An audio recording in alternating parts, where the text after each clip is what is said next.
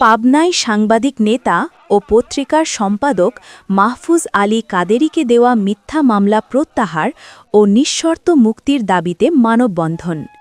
Senior reporter Jahangir আলমের প্রতিবেদনে দেখুন বিস্তারিত। ক্যামেরায় ছিলেন সোহানুর রহমান। পাবনায় সাংবাদিক নেতা ও পাবনার আলো পত্রিকার সম্পাদক মাহফুজ আলী কাদেরীকে দেওয়া মিথ্যা মামলা প্রত্যাহার ও নিঃশর্ত মুক্তির দাবিতে মানববন্ধন ও বিক্ষোভ করেছে পাবনার সর্বস্তরের জনগণ। রবিবার দুপুর জেলা প্রশাসকের কার্যালয় সামনে ঘণ্টাব্যাপী এই মানববন্ধন অনুষ্ঠিত হয়। এ সময় বক্তারা মাহফুজ আলী কাদেরীর মুক্তির দাবিতে বিভিন্ন স্লোগান দিতে থাকে।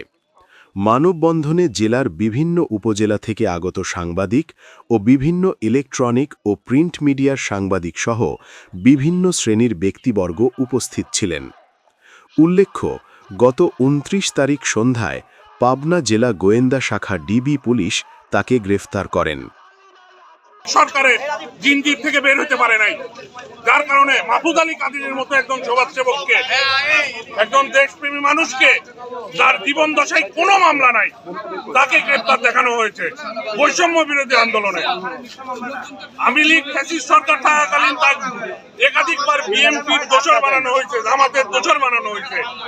আবার এই বিএনপি ক্ষমতায় আসার পরে বা এই সরকার ক্ষমতায় আসার আগেই তাকে আবার আওয়ামী লীগ বানানো হচ্ছে।